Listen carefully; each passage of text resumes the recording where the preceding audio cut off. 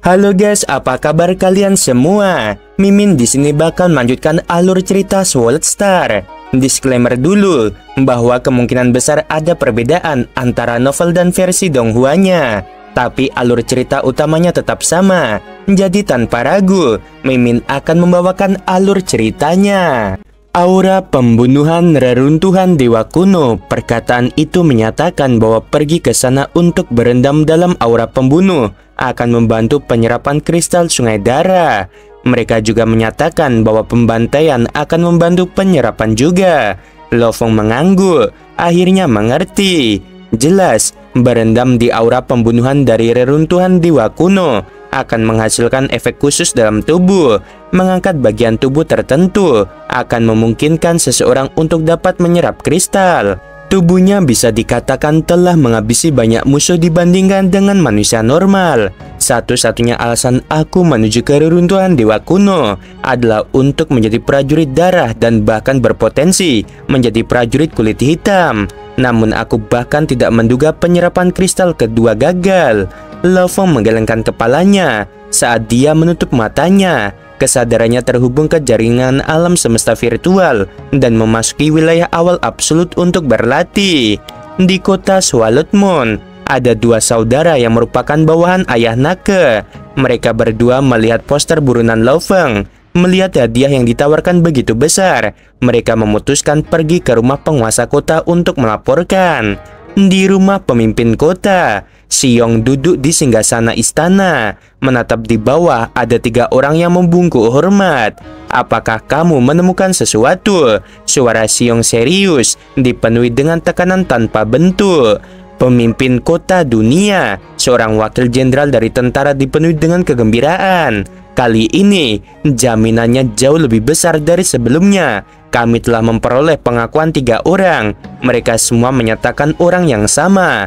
Di atas istana, Xiong mendongak. Dia disebut Feng. Menurut pengakuan 3 orang, belum lama ini, Feng ini berada di hutan binatang buas di luar. Di sana ia bertemu tuan muda keluarga kecil kota Swallowed Moon yang bernama Nake dan para pengawalnya. Sepanjang jalan, mereka diserang oleh 13 kapak. Tetapi prajurit misterius itu menyerang dengan membuat 13 bayangan. Dia menghabisi mereka semua, dan tampaknya mereka bahkan tidak punya kesempatan untuk bereaksi. 13 kapak, organisasi apa itu? Xiong mengerutkan kening. Pemimpin kota dunia. Mereka adalah organisasi terkemuka di wilayah Swallowed Moon ini. 13 kapak mengacu pada 13 prajurit. 3 orang di tingkat awan dan 10 dari mereka di puncak langit. Wakil jenderal berkata dengan hormat, adapun kematian 13 kapak, kita sudah memastikan bahwa mereka semua dihabisi oleh 1 orang itu. Xiong berdiri dengan kasar. Berita ini panas. Secara instan menghasilkan 13 bayangan dan menewaskan 13 musuh. Dan 3 di antaranya adalah tingkat awan. Hukum asal ruang. Mata Xiong berbinar, membenarkan di dalam. Benar, rekaman yang dikirim utusanmu. Ia menggunakan hukum ruang dan kecepatannya sangat mengejutkan. Senjata apa yang dia gunakan? Xiong bertanya. Perisai bilah mirip dengan gambar. Wakil jenderal berkata dengan serius. Ini sangat bagus. Mata Xiong berbinar. Pergi cari tahu lebih banyak berita tentang Feng ini. Kelompok tentara bergegas menuju keluarga Na, mengambil Nabu dan Paman Guntur pergi. Seorang wanita cantik berseragam ungu berdiri di luar ruang siksaan. Jenderal itu terkejut ketika dia melihat wanita itu. Dia membungkuk hormat. Wanita cantik di hadapannya ini adalah salah satu dari 4 bawahan hebat yang dibawa pemimpin kota dunia Xiong bersamanya. Seorang prajurit tingkat domain.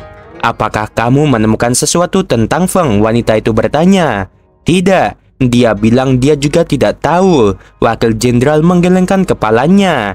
Aku telah dengan hati-hati mencari tahu, namun aku menemukan bahwa pemimpin keluarga Na ini nyaris tidak mengenal Feng dan baru saja bertemu dengannya beberapa kali. Hubungan mereka tidak dalam. Dasar tidak berguna. Wanita cantik itu meraung. Wajah wakil jenderal itu memerah, ingin menjawab tetapi tidak berani mengatakan apa-apa. Keluar, bawa semua orangmu dan pergi, serahkan padaku, kata wanita itu.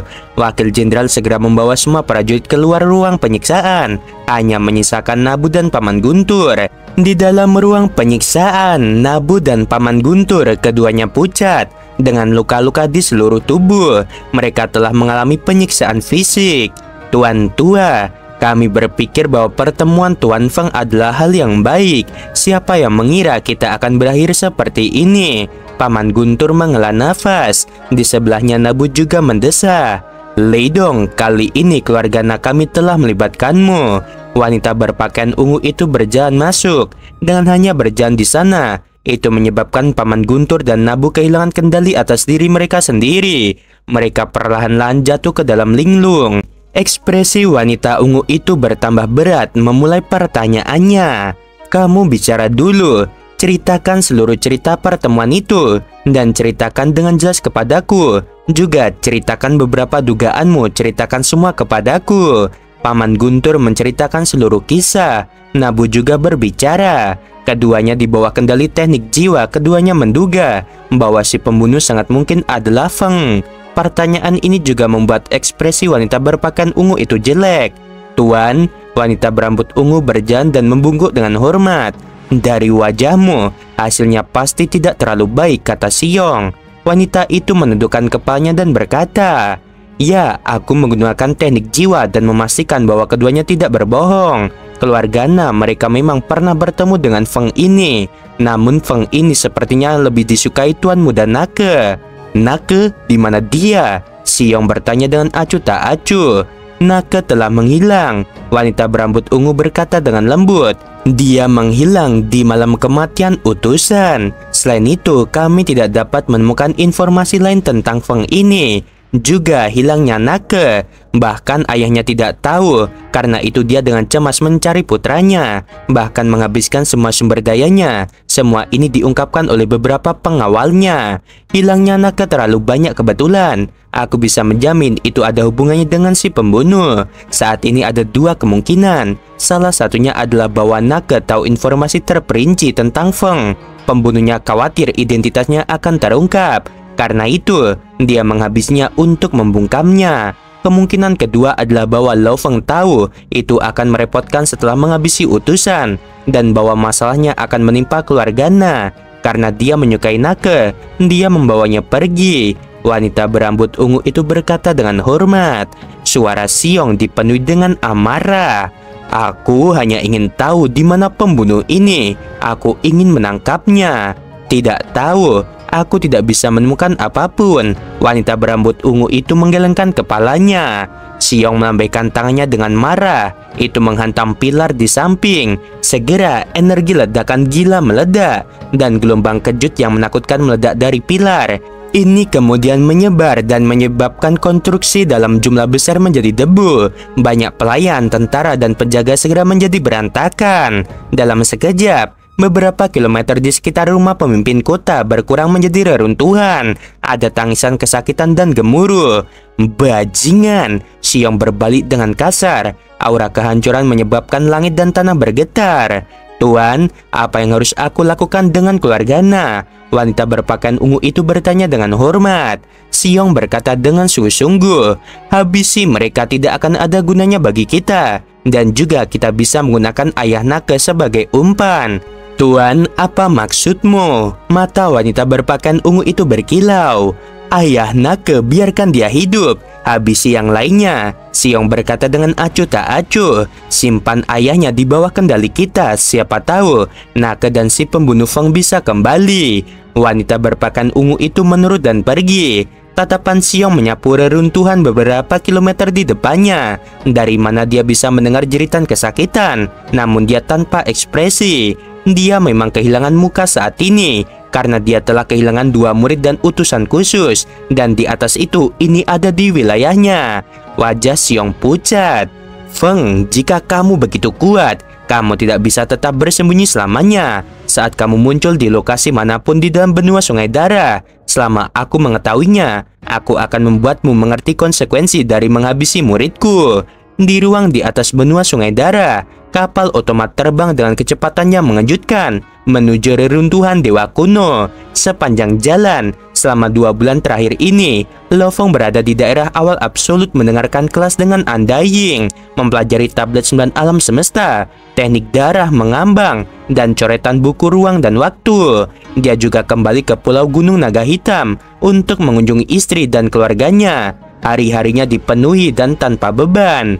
Tuan, kita sudah sampai di tujuan. Di dalam ruang pelatihan kapal, sebuah suara robot terdengar. Kita akhirnya tiba. Lo Fong yang duduk bersila seperti patung membuka matanya dengan ganas. Dia menjadi kabur saat dia bergegas keluar. Aku sudah terlalu lama menunggu hari ini. Jika aku tidak memasuki reruntuhan dewa kuno, kapan aku bisa menyerap kristal kedua? Lo Fong mengenakan baju besi dan sepatu bot putih perak dan terbang keluar dari pintu kabin. Dia mengganti baju besinya terutama sebagai tindakan pencegahan. Setelah seluruh insiden di kota Swallow Moon, seorang prajurit lapis baja hitam mungkin diperhatikan oleh orang-orang yang waspada. Tentu saja, reruntuhan dewa kuno sangat jauh dari kota Swallow Moon, dan karena itu adalah gurun, tidak perlu khawatir apapun. Lo Fong terbang melalui lapisan awan dari luar angkasa dan memasuki benua Sungai Darah sekali lagi. Di sebuah istana besar yang melayang di angkasa dibuat khusus untuk mengamati aktivitas yang berada di benua Sungai Darah.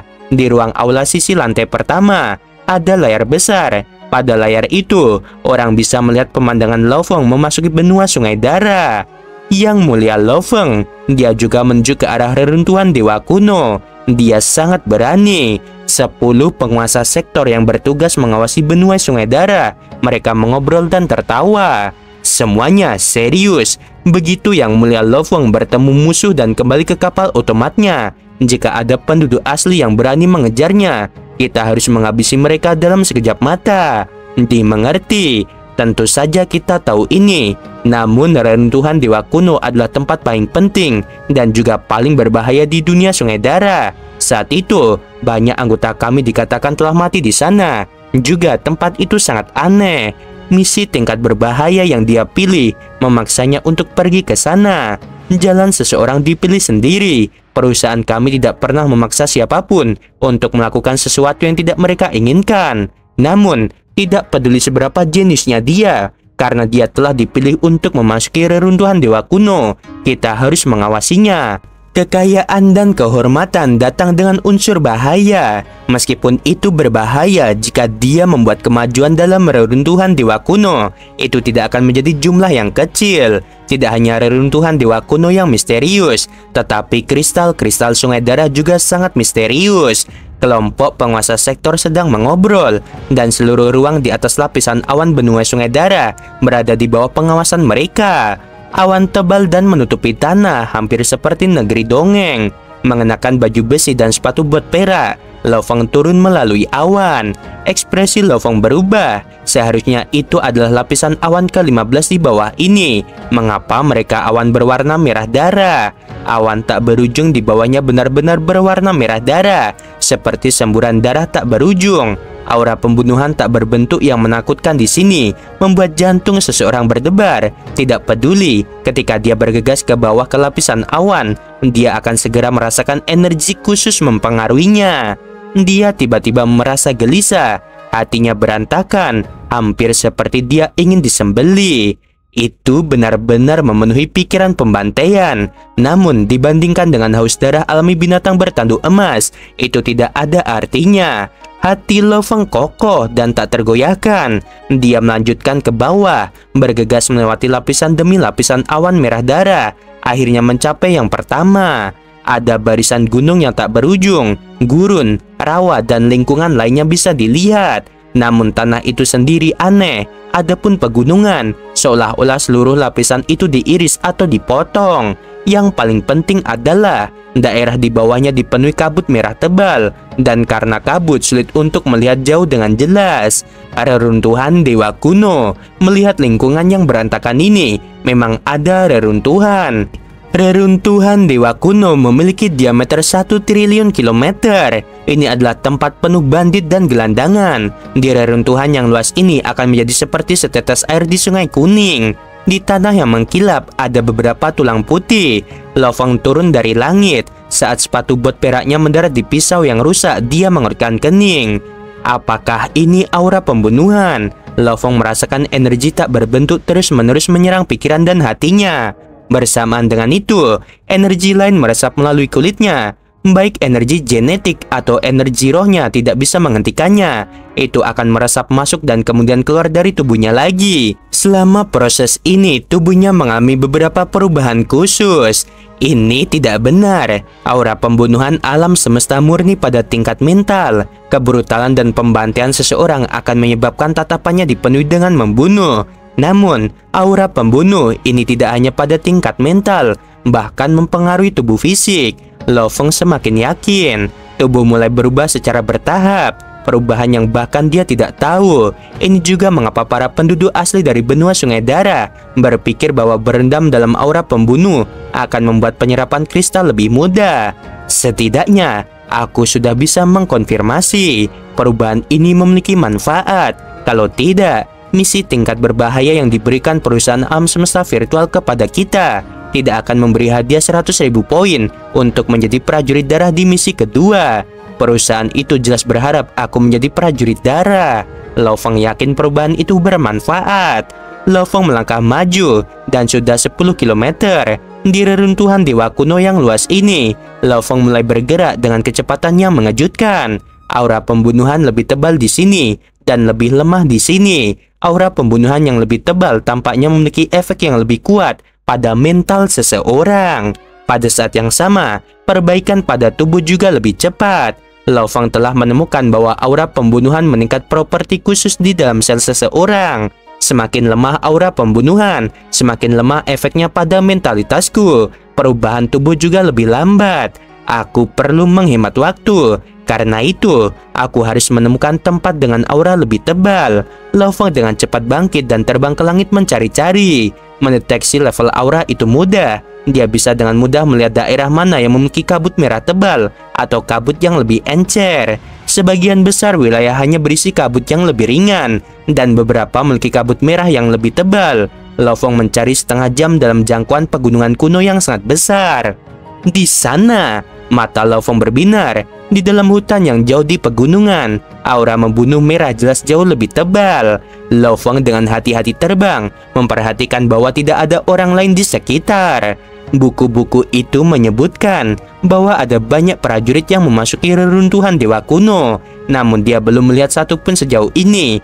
Dia berpikir bahwa semua orang memiliki pemikiran yang sama untuk memasuki tempat di mana aura pembunuhan lebih tebal, sehingga mereka dapat meningkat lebih cepat. Lo Fong memasuki wilayah aura yang lebih tebal. Perasaan ini terasa enak. Lo Fong merasa seolah-olah tetesan air yang tak terhitung merembes ke setiap selnya. Saat aura tebal itu melayang melewati tubuhnya, dia merasakan perubahan yang sangat jelas. Karena sangat jelas, maka dia merasa sangat jernih. Di kedalaman selnya dapat dikatakan bahwa perubahan terjadi pada esensi sel dan tubuhnya sendiri. Hampir seperti ulat di dalam kepompong yang menjadi kupu-kupu. Sejumlah niat membunuh yang tak berujung mengalir ke jiwa Lo Fong. Dan karena perubahan dalam tubuhnya, itu menyebabkan sejumlah besar pikiran pembantaian menyerang ke dalam tubuhnya. Seiring waktu berlalu, itu akan menyatu dengan jiwanya sendiri. Mereka yang memiliki kemauan yang lebih lemah akan menjadi gila. Bahkan orang-orang dengan kemauan yang kuat akan kecanduan dan menghabisi orang lain. Lo Fong berdiri di samping pohon tebal dengan sabar berdiri. Aura pembunuhan tak berujung itu terus menyerang kesadarannya. Itu bahkan lebih kuat dari kristal Sungai Darah pertama. Jelas bahwa area aura pembunuhan yang lebih tebal adalah sesuatu yang tidak semua orang bisa tahan.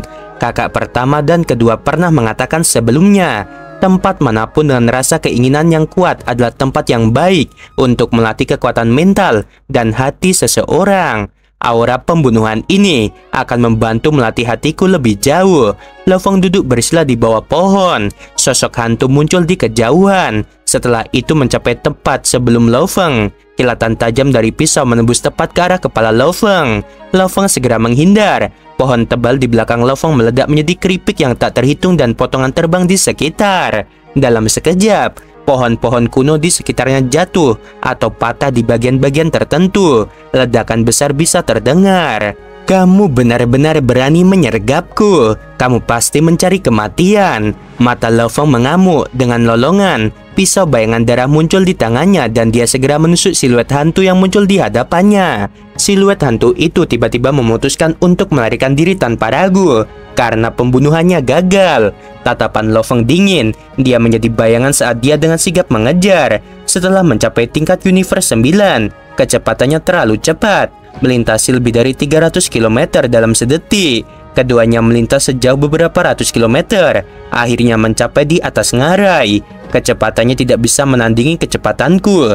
Namun, dia memahami hukum asal angin, maka gerakannya aneh. Sayang sekali pemahamannya sangat rendah. Mata Lo Fong bersinar dengan niat membunuh. Pada saat ia terbang melewati ngarai, energi rohnya terhubung dengan ruang semesta. Ini tidak baik. Ekspresi Lo Fong berubah. Di bawah ngarai, seorang prajurit lapis baja setinggi 3 meter memegang 2 kapak besar. Matanya seperti tembaga saat dia meraung. Pergi dan matilah. Dia mengayunkan 2 kapak besarnya. Lo Fong memegang pisau ilusi darahnya. Tatapannya dingin dan brutal. Seluruh tubuhnya miring ke bawah dan dengan cepat bergegas ke bawah. Secara bersamaan, ia menggunakan kekuatan keturunannya dan mengumpulkan semua kekuatannya ke lengan kanannya. Bilahnya mulai menyatu dengan ruang dan hukum emas. Bilah membawa kegilaan mutlak saat menebas ke bawah. Bilah dan kapak itu berbenturan. Tubuh prajurit itu bergetar akibat benturan. Wajahnya memerah ketika dia memuntahkan darah. Kehilangan kendali atas kapak besar di tangannya. Kapak menjadi seperti bintang jatuh, terbang langsung ke gunung di samping. Tubuhnya jatuh dan tangan kanannya terkoyak. Apakah kamu ingin melarikan diri? Lo Fong memegang pisau bayangan darah dan dengan gila turun mengejarnya. Dari bawah ngarai, sejumlah besar cahaya emas tiba-tiba melesat melewati prajurit dan menusuk ke arah Lo Fong. Domain absolut. Lo Fong menatap sejumlah besar cahaya keemasan. Pisau yang tak terhitung jumlahnya di depannya membentuk 11 naga pisau hitam. Setiap satu dari naga hitam terbentuk dari sejumlah besar bilah. Juga, semuanya terhubung pada hukum ruang. 11 naga ini seperti 11 tali, menyebabkan ruang itu menekan ke bawah. Cahaya emas yang tak terhitung jumlahnya melambat, tersebar oleh naga hitam. Namun 11 naga hitam terus berlari ke bawah. Ampuni aku dari kuil abadi. Suara kaget terdengar di telinga Lo Fong. Di bawah ngarai, berdiri seorang pemuda dingin berambut merah darah panjang, mengungkapkan ekspresi kaget. Bagaimana mungkin dia benar-benar mematahkan senjata rohku? Senjata rohku secara pribadi dibuat oleh seorang Undying. Kecepatannya lebih cepat dari bayangan, tetapi dia bisa memblokir seranganku. Siapa dia? Pemuda itu benar-benar terkejut. Namun meskipun begitu, dia masih berkomunikasi dengan Lo Fong agar dia menunjukkan belas kasihan. 2 siluet lainnya terbang dari atas ngarai. Satu adalah Shadow yang mencoba menghabisinya sebelumnya, dan yang lainnya ditutupi dengan seragam hitam mengenakan topeng. Kamu semua mencoba menghabisiku tanpa alasan yang jelas sekarang, dan kalian masih berharap aku membiarkan kalian pergi. Lo Fong menggunakan energi rohnya untuk mengendalikan 11 naga pisau hitam. Segera menabrak prajurit kapak besar, meledakkan tubuhnya. Darah segar mengalir kemana-mana. 11 naga pedang hitam segera bergegas ke bawah menuju pemuda berambut merah. Pemuda itu kaget ketika cakram bundar muncul menghantam kakinya. Dia segera menjadi seberkas cahaya dan melarikan diri. Dari mana orang-orang ini berasal? Salah satu dari mereka memiliki senjata roh dan cakram roh terbang. Bahkan di alam semesta, mereka akan dianggap sebagai senjata roh yang benar-benar luar biasa. Dan mereka benar-benar membawa kapal alam semesta. Jelas, bahkan lebih baik daripada kapal utusan sebelumnya. Setidaknya kecepatannya jauh lebih cepat. Dengan gelombang, 11 naga pisau hitam dengan cepat menghilang. Lo Fong turun dengan cepat mendarat di tanah ngarai. Di sana terbaring sisa-sisa prajurit kapak. Lo Fong menemukan cincin luar angkasa prajurit itu dan mengambilnya. Di benua Sungai Darah, tempat semacam ini, dari mana begitu banyak jenius muncul? Aku akan pergi dulu dan memeriksanya perlahan. Lo Fong tidak berani ceroboh. Dia segera menjadi buram dan terbang dengan cepat menuju daerah yang lebih dalam dari reruntuhan dewa kuno. Bagaimanapun, reruntuhan dewa kuno itu luas dan tak ada habisnya. Dia bisa mulai dari mana saja. Tiga siluet berkumpul di udara. Itu adalah Shadow, pria berseragam hitam, dan pemuda berambut merah darah. Ketiganya tidak sombong seperti sebelumnya, dan mereka semua sangat terkejut. Bagaimana dia bisa sekuat itu? Suara Shadow lebih dalam, namun jelas dia adalah seorang wanita. Kita semua jenius luar biasa dari kuil abadi di benua Sungai Darah. Kita semua datang ke reruntuhan Dewa Kuno untuk mengalami pelatihan hidup dan mati. Tanpa kekuatan gabungan melawan pemuda tingkat Universe 9, kita sebenarnya tidak bisa melakukan apapun melawannya. Pemuda berambut merah menggelengkan kepalanya. Terlalu ganas dan terlalu kuat. Dia telah memahami hukum asal emas dan ruang. Juga, senjata rohnya jelas tidak memiliki ukiran hukum, dan kekuatannya masih lebih besar dari milikku.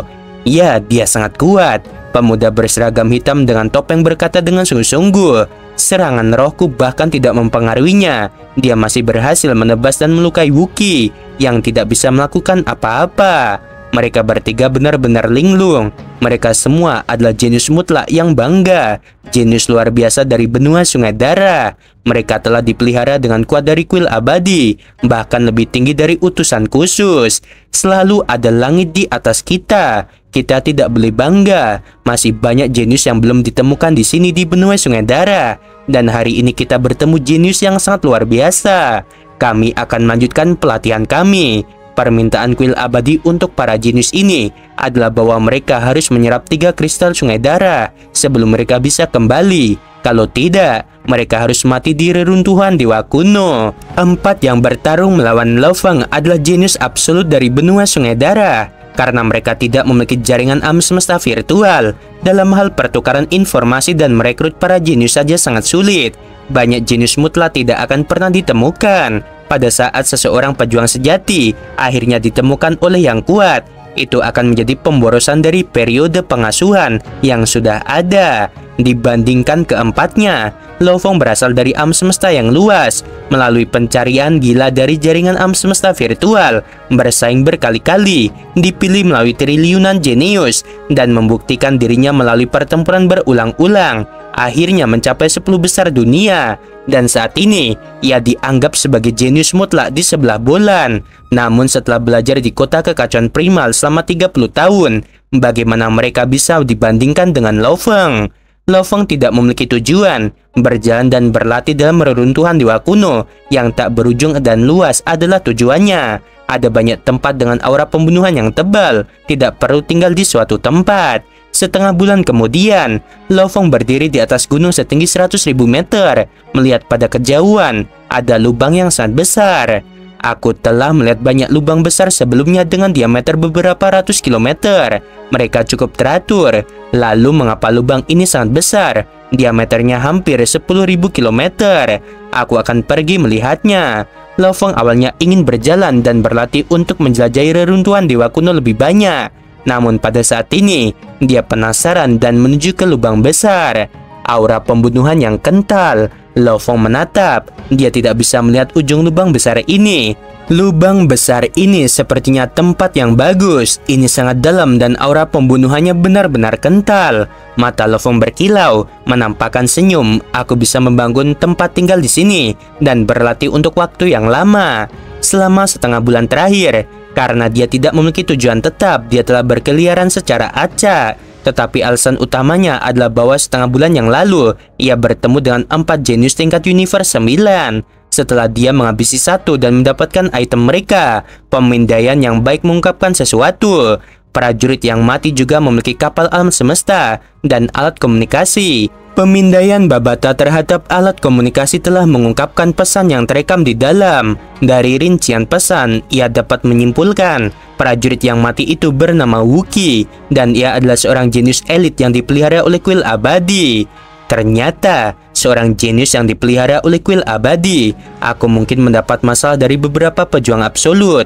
Aku butuh tempat yang aman untuk menetap untuk waktu yang lama dan mempelajari tablet 9 alam semesta dengan benar. Lo Feng melompat turun dari tepi lubang. Ini tempat yang bagus. Wajah Lo Feng dipenuhi dengan kegembiraan. Dia membiarkan gravitasi menariknya ke bawah dan akhirnya berhenti setelah turun sejauh 1000 km. Melihat sisi gunung, Lo Fong mengangguk. Di sini adalah tempat yang bagus. Dengan kemampuannya, ia dapat dengan mudah menggali lebar 100 meter, panjang 100 meter, dan tinggi 10 meter untuk dirinya sendiri. Dia juga merenovasi dengan mengukir beberapa batu menjadi patung, bersama dengan ukiran di dinding, membuatnya terasa seperti rumah biasa. Adapun tempat tinggal ini, Lo Fong dengan bangga menamakannya tempat besar. Ada jalur jauh di dalam lubang besar yang terhubung ke sisi tembok gunung. Lo Fong dan Musa Lo Fong secara bersamaan duduk bersila di atas ranjang batu. Tubuh Bumi dan klan Musa keduanya berada di dunia eksternal bersama-sama. Tubuh klan Musa sangat sensitif dengan ruang semesta. Dengan demikian, saat prajurit manapun mendekat, ia akan ditemukan. Dan pada saat krisis, Musa Lo Fong bisa menjadi pengawal. Aura pembunuh ini unik untuk keruntuhan dewa kuno, dan efeknya sangat jelas pada tubuh. Lo Fong tiba-tiba berdiri. Musa Lo Fong di samping segera menghilang ke dalaman dunia internal. Satu-satunya hal adalah tubuh Bumiku dan tubuh Musa keduanya memiliki jalur yang jelas untuk berlatih. Tetapi bagaimana dengan binatang bertanduk emas? Ada banyak teknik dalam ingatannya yang diwariskan. Jauh sebelum dunia Sungai Dara, Lo Fong telah memikirkan masalah ini. Bahkan dengan bantuan Babata, ia hanya berhasil mempersempitnya menjadi 12 teknik yang bisa dipilih Lo Fong. Namun pilihannya terlalu sulit, dan dia hanya berhasil memilih 3 dari mereka. Ketiga teknik ini sangat kuat. Pikiran Lo Fong adalah untuk membiarkan binatang bertanduk emas mencoba 3 ini terlebih dahulu dan melatihnya. Setelah mengamati hasilnya, ia kemudian akan memilih teknik yang ia paling mahir. Ketiga teknik hebat ini milik pertarungan jarak dekat. Eagle Level Han fokus pada gerakan. Sky and Land fokus pada kekerasan pertempuran jarak dekat. Goldhorn fokus pada pembunuhan dalam satu pukulan. Meskipun mereka semua kuat, masing-masing dari ketiganya memiliki keahlian masing-masing, baik itu gerakan, pembunuhan, atau kekerasan. Ini benar-benar merepotkan. Lo Fong menghela nafas. Lo Fong duduk di dekat pintu keluar dan melihat ke dalaman lubang besar yang tak berujung di bawahnya. Di depannya adalah aura pembunuhan tebal yang tak ada habisnya. Dia berhenti berpikir dan santai. Lo Fong mengerutkan kening saat dia melihat aura pembunuhan yang jauh. Lubang itu sangat besar, tentu aura akan mengalir ke dalaman membentuk segala macam gambar ilusi. Kadang-kadang membentuk gambar yang sangat hidup. Pada saat ini, dalam bidang penglihatannya, gambar besar 100 km yang buram dapat terlihat di kejauhan. Itu adalah gambar sejenis kadal besar. Satu-satunya perbedaan dari kadal asli adalah ia memiliki tanduk yang menembus langit. Juga cakarnya lebih besar. Di dalam gambar buram itu, sebuah telapak tangan besar tiba-tiba jatuh dari langit. Dan binatang sepanjang 100 km itu benar-benar melihat ke atas dan bergegas ke langit. Saat terbang, ekor kadal panjangnya melambai dengan cepat dan dengan keras menabrak telapak tangan yang besar itu. Gambar tersebar dan energi mengalir keluar, tidak lagi membentuk gambar yang realistis seperti sebelumnya. Lo Fong menatap dengan mata terbelalak. Adegan kabur dari sebelumnya melintas di benaknya. Pergerakan binatang buas sebelumnya terutama terbang dan melambaikan ekornya yang panjang. Setelah itu, ekor itu mencabut lapak tangan surgawi itu, menyebabkannya hancur total. Gambar itu terus berkedip di benaknya ketika dia sedang melatih teknik binatang bertanduk emas. Selama periode ini, Lo Fong tiba-tiba mengerti sedikit. Ketika kesadarannya terhubung, tubuh yang lain juga memahami apa yang dilihat tubuh buminya. Latihan makhluk bertanduk emas itu secara alami adalah latihan tubuh buminya. Ini jelas bukan penampilan alami. Tidak mungkin bahwa gambar yang dibentuk sederhana akan diresapi dengan begitu banyak hukum asal yang mendalam. Ini bukan kejadian alami. Lo Fong tiba-tiba memikirkan bagaimana dia menatap reruntuhan dewa kuno dari atas. Dia melihat lubang besar, hampir seperti jejak kaki binatang buas absolut. Ini membuat pikiran Lo Fong menyala dan matanya bersinar. Lubang-lubang besar itu bisa ditinggalkan oleh binatang buas sejak pertarungan legendaris antara perusahaan alam semesta virtual dan para penduduk asli dunia Sungai Dara. Gambar buram sebelumnya, mungkinkah itu adegan pertempuran tertentu dari saat itu?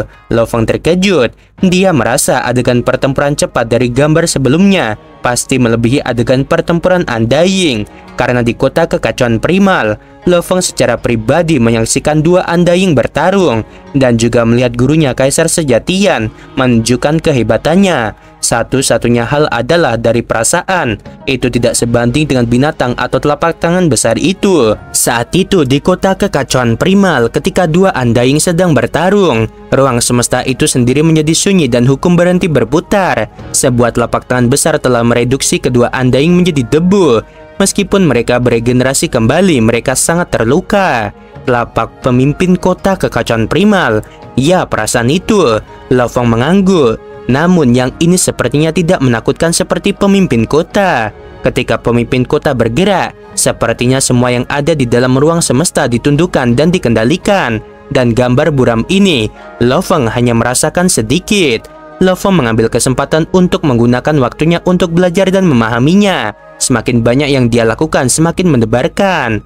Namun, melihat gambar kuno telah menyebabkan Lo Fong dipenuhi dengan kepercayaan diri dalam melatih teknik merobek langit dan tanah. Lo Fong membuat keputusan, matanya berkilau, melihat aura yang tak berujung yang jauh. Apakah aku bisa melihat gambar lainnya? Pada saat ini, meskipun Lo Fong berlatih di dalam kamarnya, tubuh Musa telah menjadi batu di pintu masuk gua. Dengan hati-hati memeriksa gerakan aura di luar. Setelah tinggal di sana selama 2 bulan, tubuh Musa telah menemukan total 3 foto termasuk yang pertama. Dari lama tinggal di sana, ia sesekali melihat 3 gambar ini berulang, tidak pernah melihat yang baru. Di antara 3 gambar ini, yang pertama adalah di mana hanya telapak tangan besar itu turun dari atas. Binatang itu melambaikan ekornya dan terbang sambil membubarkan telapak tangan. Yang kedua adalah tempat binatang itu menundukkan kepalanya. Tanduk emasnya menusuk ke depan saat terbang. Yang ketiga adalah tentang binatang buas dengan kasar melambaikan cakarnya menebas ke depan. Oke guys, sampai sini dulu episodenya. Tadi sedikit ya di akhir ini Lo Fong menyinggung pemimpin kota primal yang telapak tangannya tuh membagongkan ya. Iya, membagongkan banget karena apa? Ranahnya pemimpin kota primal ya, ini sedikit bocorannya, itu di atas Universe Knight, yaitu Universe Master teman-teman.